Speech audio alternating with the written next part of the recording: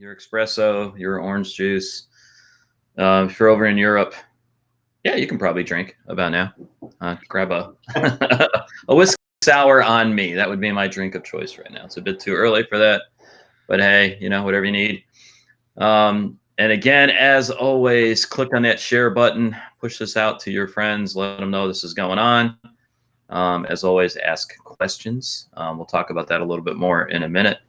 But definitely let us know where you're at in the world and jump on in the conversation. All right.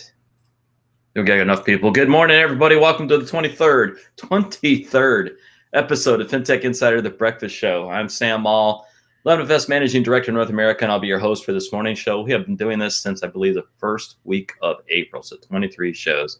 Let us know where you're watching from. We'd love to hear from our viewers, our based, and as always, ask questions and share the live stream. So to those who aren't watching and should be watching, let them know about it. And, here's the kicker. Do you want some free swag? Because 11FS, oh my God, we love swag and merchandise. From today until our last show before the Friday break, we'll be running a contest and giving 2 winners an exclusive Breakfast Show t-shirt. And that's a big deal because I don't have a Breakfast Show t-shirt, by the way. Tobias, Hannah, I'd like one. That would be nice.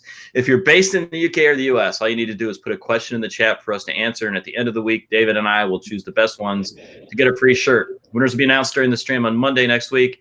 And terms and conditions are in this post. So read the terms and conditions because now we have listeners from all over the world on this thing. Today, we're happy to be joined by Gerti Dervishi, co-founder and growth officer at Flybits. Gerti, how well did I do on your surname? You did amazing. Really? Yeah. Okay. I would like to add that we can sweeten the deal. We'll also provide some Flybits swag on top of it. There you go. All right. So free t-shirts. That's important to everybody. So on today's show, we're going to talk about bringing back the human aspect of financial decisions, how COVID-19 will transform the financial landscape. And Gerti, welcome to the show. You are in Toronto, right? Toronto, Canada, correct. Yeah. And at the top of your house, we're talking about what rooms you're in. I believe you're as high up as you could get. It's the only place that's reserved for me. I'm in the attic, but I'm happy.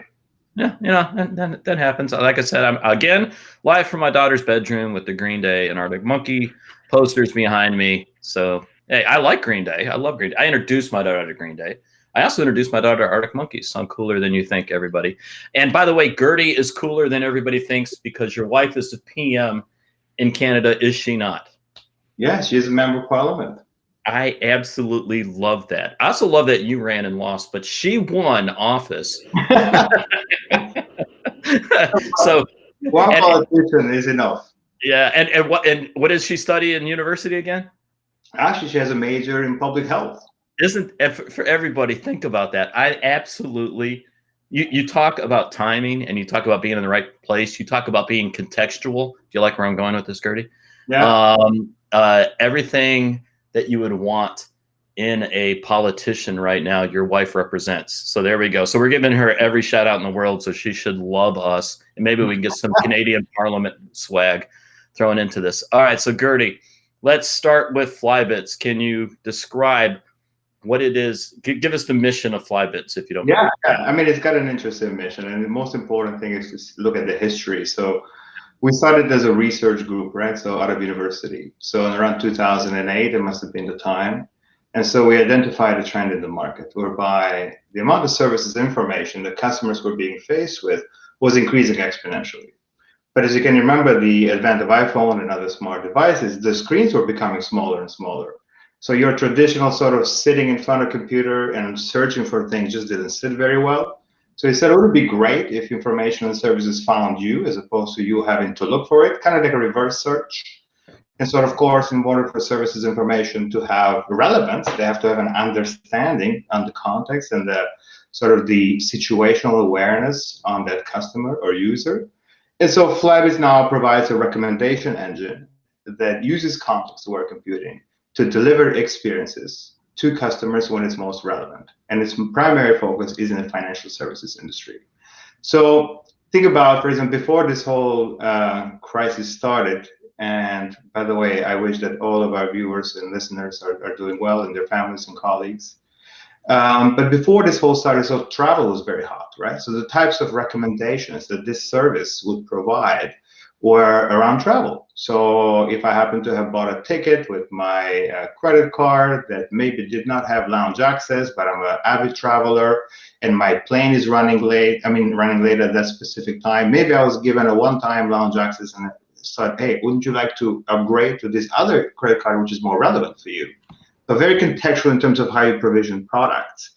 The same thing happens for mortgages. Now, come to this situation, the types of use cases have changed things in terms of how do you create the right product mix to help customers. So maybe if somebody has signed up for their direct deposit, so you know that they're actually receiving their payment into your banking account, but now they haven't received payment in a while. So maybe this is the right opportunity to start to provide maybe a payment vacation on that mortgage, on those other bills that they may have. So, or just as simple as making people aware that you have an opportunity to do some of your transactions without going to the branch. Like you can have your e-statements, and surprisingly, a lot of people don't use them, but you need to recommend and sort of provide them that nudge. Or just providing them, here's your one-on-one times that you can have an advisor because times have changed. You can just walk into a branch. So it's about creating those recommendation services that go beyond just sort of personal finance management.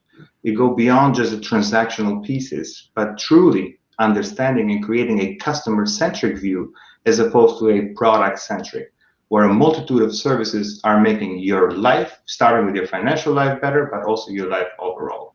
So that's what it provides. I would love a study to be done to figure out how many great companies came out of a school project. I like Nova Credit. We had talked with Nikki there, and it was kind of the same thing, right? She was studying in school, had a kind of a group project that came out of it. Where were you going, Gerti? Were you at Harvard at that time? No, at the time, I was actually working at Ryerson University, which is one of the intellectual property providers at Flybits.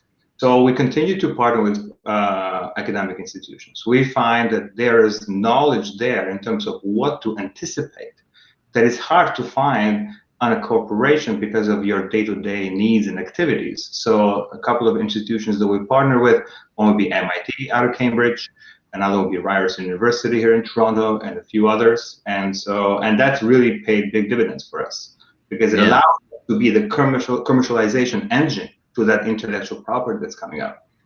Yeah, I'm really sorry that some of your clients have to be so small. So like MIT, FIS, MasterCard. I'm wishing you luck, man. I hope you can make it. But it's fun taking a look at. Besides them, can you name some of the other clients? You don't have to name them by name, but some of the industries or what they really focus in on. Yeah, absolutely. For example, a very important customer of ours is TD Bank. TD Bank is a relatively reputable institution in Canada and the US, and they really focus on their customer experience as a paramount. So basically they have the branch is the place where everyone could be comfortable, right? And they created this service called Legendary Experiences. This is TD coined that. But they said, okay, how can we mimic a experience like that into the digital channels? And that's where they partner with Flybits, and we created a service called TD for Me. And TD for Me is your go-to service, much like what you see in the consumer space, right? You have these services like Netflix or Amazon, and they have this, my Netflix, my Amazon store, all these what's in it for me, so to speak, and highly contextualized and relevant. So think about what Netflix does, right? It uses data sets like genre you watch, time spent, geography where you're consuming the content, even metadata, maybe favorite actors, etc., in order to create those actually amazing experiences. We do the same for financial services while hiding the complexity that it takes to deliver such services, starting from a data unification that you can unify while keeping a privacy and security in mind. You can unify internal data sets, but how do you make them talk to also external and activity-based data sets? And so that's where a lot of our patents and intellectual property is. Then we provided an orchestration where non-technical people can create these services. And to make it very easy to deliver, we also provide the packages that you need to make your existing apps and your existing websites much more contextual. So already have a good question coming in. Shocking from Sidrahar in San Francisco. This dude is like, I think in his spare time he provides questions to Alex Trebek on Jeopardy. I'm assuming that's what you do, Sidra. Good question. Where are your contextualized recommendations surface? Is this on the customer app, on the site? Yeah, we find, I mean, you can deliver this on a variety of different channels. We find that the app is the most relevant because it's highly contextual in terms of the amounts of data sets that can inform it. But of course, we provide SDKs and services for web pages. And then most importantly, we provide orchestration across multiple channels so that you can maybe deliver an email to someone based on some interactions that they've had in the application. So app is, we believe to be the most important, most relevant, most contextual channel, but you can provide this on a variety of different places. Yeah, I was watching one of y'all's presentations at Finovate, because you've been at Finovate multiple years.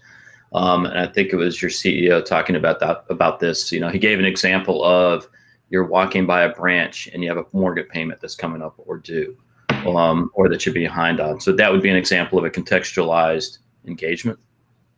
Yeah, absolutely. So context is your internal data sets, right? And how do they now communicate with external data sets in order to create a one-to-one engagement? So data is everything, right? I mean, let's get back to that bit of this. So when you talk about data, can you dive a little bit deeper? So this is data being provided by the financial institution or your customer, plus the data coming off of their phone, I'm assuming. I mean, can you talk a little bit more about the data that you're using? Yeah, absolutely. Yes, data is the most important thing. Everybody talks about AI. It's kind of like an AI karaoke out there. But you can't have an AI strategy without a data strategy, right? And when a way of unifying those data sets without having to impose security sort of risk by co-locating those data. So you have to have a way for them to chat or talk to each other without being in the same place. And so this is where some of the IP comes in. Now, what Flybits provides is the capability to bring, let's say, external data sets. Maybe weather will play an important role at that time. Activity data sets. If I happen to be driving, don't send me push notifications because I may get into an accident. I'll be really mad at you. If I happen to have looked at certain services which are important to me, meaning in-app sort of activity, that's very important, and as well as unifying internal systems. Right? You have banks with multiple cores, with multiple sort of systems. How do we make them talk to each other without creating expensive data lakes, etc.? So we provide that framework of unification, and it's important because the way that we came about it is that, of course, when we started the company, we went after every vertical you can imagine. Right? Yeah. We're doing fashion shows to sports engagement at Premier League to campus and so on. Now, that was not a very good way to grow a company, but it was a very good way to build a scalable system. So now we brought all that knowledge because we dealt with various different data sets and applied it into the financial services industry. So Gerti, correct me if I'm wrong, y'all are about 8 years old now, right? Roughly? Yes. Flybits isn't, you're not a new startup, right? We're a scale up, I think you would call it. There you go, scale up. I like that. You're scale up. One of the things I've always struggled with clients when we're doing consulting and advising them is when they're exposed to, when you have that much data that you can draw from, and I'm not going to say about the quality of the data, but let's take typical banks. It's when they engage with customers, they offer too much. You understand what I mean? I mean, I think the perfect number is 3 or something like that, choices or routes. Is that part of it, of what you're doing, the messaging you're applying? Yeah, absolutely. Prioritization is a very important aspect, right? Okay. Yeah. Create prioritization, because think about the difficulty you're creating. You say, okay, I'm going to create a customer-centric approach where a multitude of business units and products can cater to that customer. Now, which business units will get first dibs in terms of this recommendation service, right? So how do I even operationalize this? So prioritization is very important. And you create prioritization at least 2 different ways. One is sometimes you can have a hard intervention. So let's say, fraud is top of mind. No matter what happens, I want to get a communication with this person for fraud, period. Then you can actually let the system do some of the prioritization, saying that based on customer behavior, based on customer interests, based on the product fit that the customer has, those are the types of services I'd like to start prioritizing. And you're creating both a nudge-based, meaning by providing something important, and then you can use push, or you can just create a dynamic user interfaces, much like Netflix, that people can now start to interact in a much softer way for that service that you're providing. I'll tell you, one of the things I struggled with back in the day when I was a service provider, so I used to work at TSYS. I think a lot of people know that. Great company. But again, we had a lot of data. We had a lot of ways to engage with folks.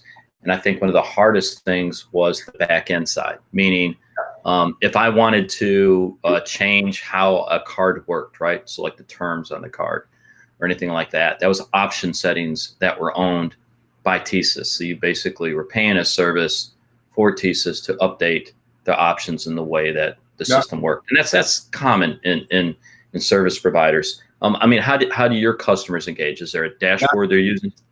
Yeah, exactly. So we provide a graphical user interface, like a point and click through, that allows non-technical folks to start this. Because of course, everybody talks about this personalization, contextualization, etc.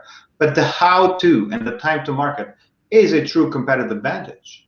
And so we can actually, first of all, deploy in weeks, and then allow you that in hours you can create new use cases. Yeah. Like the words of the, at that time, head of the Canadian bank, Tim Hockey from the TD Bank, is like, before I put this in place, I was afraid to think, because every time I had a new idea, there would be like, a few $1 million in a few weeks or months or whatever it took to actually make that idea into a product.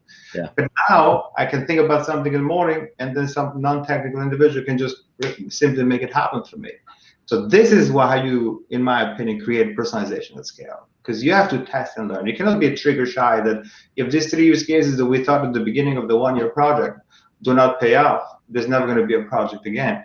So we have to take some of that anxiety of getting it right the first time out of the picture, and of course have systems that allow you to create these services on the fly so that you can actually be more nimble. So this is a really good question coming in from our audience. And like Veronica from Truist, who works in their fraud and risk group, is always on these. And Dr. Abdullah, who we talked about this earlier, is an oil and gas cybersecurity inventor, which I love that title. I need a better title, by the way, on LinkedIn. But he's asked, how difficult is it to obtain this type of data sets from large financial institutions? So again, we are getting back to the data security side of this, right? And how you engage. That's a very good point. Now, of course, if you're going to create services like this, you also have to take care of in terms of how you handle privacy, how do you handle security, right?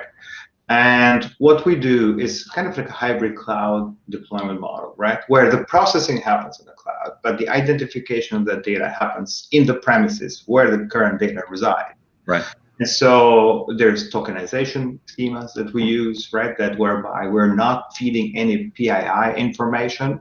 If you think about what PII stands for, privately identifiable information, this one is not identifiable, at least not from us. And so the processing is done from Flybits, and then it's put back into the infrastructure where it can be identified, and then further enhancements can happen. And so I think this is an important and why the top financial institutions have partnered with Flybits on this. Yeah. So I just mentioned Veronica at Truist. She wanted to expand a little bit on some of the use cases that you can provide. So I gave the one example of you're walking by a branch, and through the setup that you have specific to that client, you can see that their mortgage is due. So you're sending them the equivalent of a push notification or an engagement model there. What are some other good use case examples that you can provide? And let's go on fraud, because that's a big one, because that's what Veronica does, so if you don't mind. Yeah, I mean, what you're creating, so think about experience being on 3 levels, because I want to answer that, but first I want you to understand this part. So one is the experience on the channel, right? The experience for the end customer. And so that is twofold. One is the service they're interacting with. So Flybits is providing an embedded recommendation service that you can quickly enable into the channel, so that becomes the go-to sort of service. The other one is on the experience use cases level, right? So experiences there go anywhere from everyday banking. It could be as simple as just letting people know that, you can actually deposit a check using the newest feature. So utilizing underutilized assets, like take a picture for your check deposit, right? Yeah. We still know that about 20% of people use it. Now, just by switching that, and in the first month we launched that use case, 5% of the entire population converted. I mean, it's ridiculous, but it is true that this was not being used. So it could be very simple, just, table stakes, bread and butter. Or it could be more advanced one, as we mentioned, like the travel scenario that you're finding out that even like a plane is running late, meaning third-party data were being unified, and only then you're providing a lounge access potential. Or in the cases you mentioned, for example, let's say I visited open houses more than 3 times over the past month, and there's a very high probability I'm looking for a home. Or in the case of one of our customers, they can provide an Uber type service where a mobile mortgage specialist can come in and finish a pre-approval on the spot. So you can go ahead and put an offer. So it's about how do you create this growing sets of use cases that you can leverage under different situations. Right now with the COVID response, for example, every day there's a new types of policy that comes out. How do you adopt those channels so the people know what's in it for them? Out of the hundreds of billions of dollars, I have a hard time understanding what's in it for me. So you can actually create those services so people know exactly what that is, so you don't inundate your call centers and people booking appointments, etc. So it's about creating that recommendation service that goes beyond just your transactions, but in a life situation, and we provide that. So I just mentioned about 5 or 6 use cases, but there's many of them, and we can send you some of those packages. Yeah, Janine Kirsch, who's works in your brand strategy for you, already just sent out a link to the Flybits site with a ton of use cases. Man, your team is on top of this. That's Gerti. You should be proud of them. Janine, it already sent out a link. I love that. I think one thing, and then Corey, I'm going to get to your question. One thing I really like what you said, and it's the simple stuff. The simple stuff is your bread and butter and important. I know I've talked with Corey before about this. He works with a bank called Origins Bank, of this concept of going through with all the vendors that you work with, right? All the service providers, all the solution providers you use, and really understanding what services you're paying for, right? Because you have these contracts with these companies. So what's being underutilized? And then using a tool like Flybits to then, a 5% uptick is a massive uptick in adoption for something. So something as simple as that. It sounds simple when you're doing a broadcast like this. It actually isn't. It's something that's incredibly important. So speaking of Corey, good question. Opt-in is key for external contextualized intelligence. You must have data transparency and allow the customer to tell you how much of a personalized experience they want. This makes creating value with the use of your data even more important and limits the creepy factor. So I'll expand on that, and then I was going to ask you about that, Gerti, and how you frame up some of the engagement, because we've all seen that, right? I go on Airbnb, I look for a beach house for my daughter's birthday. Yes, that's a real use case. And suddenly the next time I go on Facebook, I'm inundated with and Instagram, and you take your pick with beach house options, right? So how do you engage, but engage to a point that makes sense where you're not stepping over the line? Yeah, I mean, I'll talk about this in 2 fronts. One is from an end customer perspective, and then the opportunity that's here for financial institutions. So on the customer front, of course, you want to make sure that the opt-in is understood, right? You're asking for the types of data sets under a situation that is understood as to why you need it. So let's say if I wanted access to your location, I'm not going to ask you, like, can I please have access to the location when you download the application? I'm going to ask you when you want to find the nearest advisor when you're buying that home. Say, in order for me to facilitate that transaction, I need to know where you are so they can come and find you. So the value exchange is well understood at the circumstance. And I think this is sort of part of what we do. But also, I tell you a story, which is an interesting story. So Flybits, working with academic institutions, we were at the forefront of a framework called Privacy by Design, right? That came out here in Canada and then became the basis for GDPR. And so all those thoughts about, right to be forgotten, the ability for you to delink data and access to their own data, they're built into the platform for the purposes of creating a level of security for the customer. Now, from the banking side, I think there is an opportunity here. And as we know, it's very hard for customers to understand where they're giving access to when they visit the different sort of sites. And even if you did understand it, I mean, you probably need that service. So it's become quite cumbersome. And so under those situations, I think there's an opportunity here for banks to be that trust factor, right? And just like they handle capital, so they can move from money vaults into data vaults, so that banks actually can be that intermediary in terms of data access. And I think this is what we're positioning some of the conversations that we have with our customers, so that when you're traveling, as you mentioned, just because I went to Facebook, maybe the bank could be that travel concierge based on the set of policies being agreed on, the data sets that could be shared with partners. And so this is where you need such a scalable platform. So I can think of a good use case, and tell me if this is applicable. So one of the struggles we're having in the U.S. is with small businesses and the government loans that are coming out, right? So the PPP program and others. So I could see something like Flybits being used if I notice that some of my small business customers are maybe logging in and then not completing applications or stepping out, because it is incredibly frustrating to be able to have those sort of notifications, right? Yep. To say, hey, and engage very positively with them and get them over the hump, because this is more or less for their business, a life or death decision. So that would be a use case that would work, right? Now you're just touching upon some of the platform's strength. You just had an idea and you said, wouldn't it be great if we could do this? And I can say, yes, you can do that. I mean, we provided the packages out of the box. That is for the purposes of getting people going, but nothing's preventing you from creating the new use cases. One way one of our customers put it is like, this is like I have a game console and I can change sort of the game or the cartridge depending on the situation. So right now it's about COVID, but very soon it's going to be what about customers are going to need 6 months from now, a year from now, and doing something that, in my opinion, we should have done all along, which is transform our digital channels into intuitive interfaces that can mimic a branch interaction.